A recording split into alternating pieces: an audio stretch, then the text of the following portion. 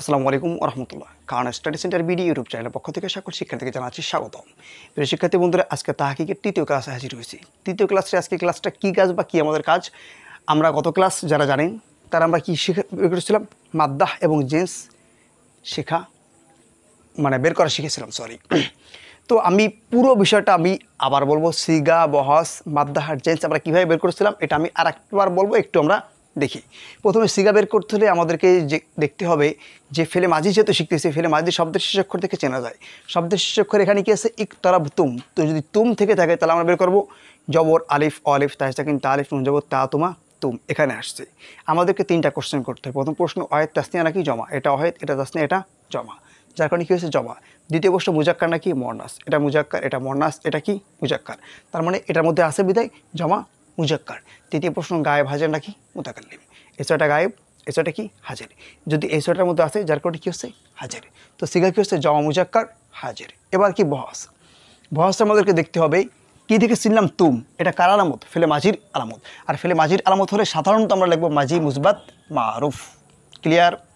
এবার আসি মাদ্দাহ আর জেন্স। মাদ্দাহ মানে মূলক্ষর, মূলক্ষর হয় কয়টা, তিনটা, কিন্তু আমরা এখানে দেখতে পাচ্ছি ইকতারাব তুম, এখানে আছে একটা দুটো তিনটে চারটে পাঁচটা ছয়টা সাতটা, সাতটা মূলক্ষর হয় না কখনো, তাহলে মূলক্ষর হয় কয়টা, তিনটা। আমরা কাকে কাটবো কাকে রাখবো দেখবো। যদি কখনো আপনার মূলক্ষরের মধ্যে প্রথম হচ্ছে যাকে দেখে চিনছি তাকে কাটবো, তো এখানে কাকে দেখে চিনছিলাম, তুম দেখে চিনছিলাম। তো তুম কাটার পর একটা দুটো তিনটে চারটে পাঁচটা অক্ষর আছে, আমাদেরকে তখন দেখতে হবে যে মূলক্ষরের মধ্যে কখনো আলিফ তা সিন নুন এই চারটে অক্ষর আসে কিনা। এখানে আমরা আলিফ দেখতে পাইছি, আলিফ কাটছি, এখন একটা দুটো তিনটে চারটে আছে।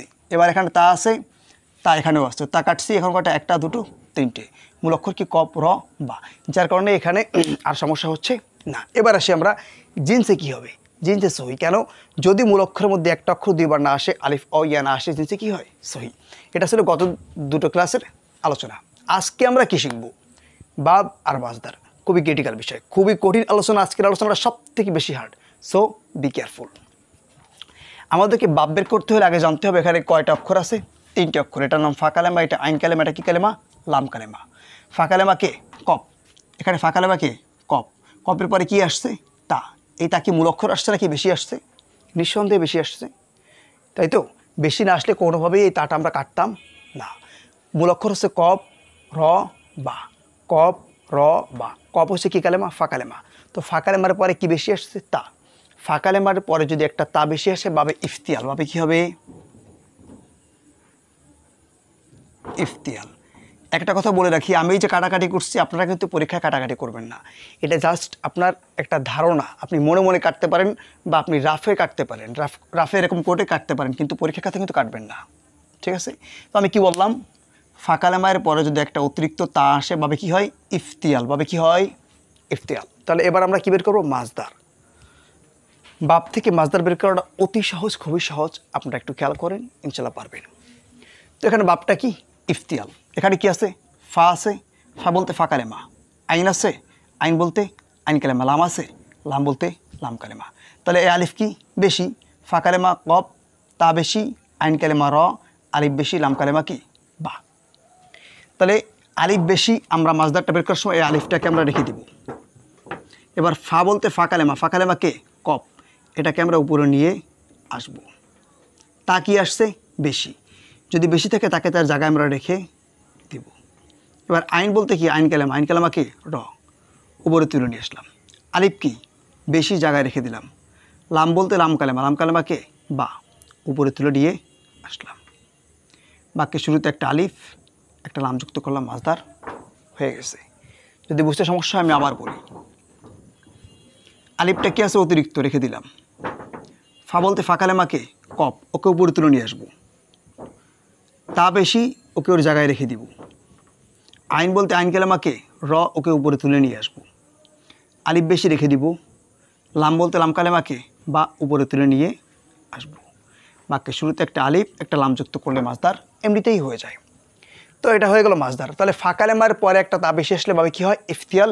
বাপ থেকে মাজদার বের করাটা কত সহজ দেখলেন, অতি সহজ। এবার আমরা মানা অর্থটা যদি বলি, তো আমি বলছিলাম অর্থটা আগে আমাদেরকে জানতে হবে, শিখতে হবে। ইকতরাবতুম মানে ইকতরাবা মানে নিকটবর্তী হওয়া, কী হওয়া নিকটবর্তী হওয়া। তো এখানে একটু অর্থ আমাদেরকে জানতে হবে, সেটা হচ্ছে কি প্রথমে দেখতে হবে এটা অর্থটা কী আছে হাজের। আমি প্রথম ক্লাসে বলেছিলাম এই ছয়টা গায়েব, এই ছয়টা হাজির, এই দুটো মুতাকাল্লিম। গায়েবের অর্থ সে তাহারা, হাজির তুমি তোমার, মুতাকাল্লিম আমি আমরা। তো এখানে হাজির আছে, হাজির অর্থ কী নেবে?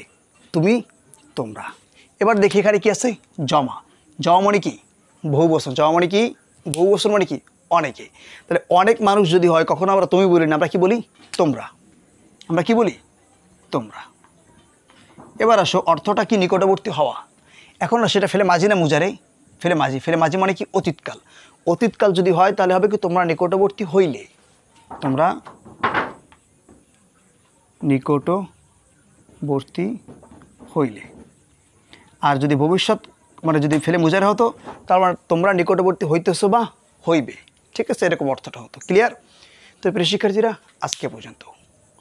তো যদি ভালো লাগে থাকে আমার ভিডিও, তাহলে এখন থেকে লেখাপড়া লেগে পড়ো। সাথে সাথে আমার ভিডিও যদি একটু ভালো লাগে থাকে, আপনাদের একটু উপকার হয়ে থাকে, তাহলে এখন থেকে হলে একটা হলে আপনি গাছ লাগান।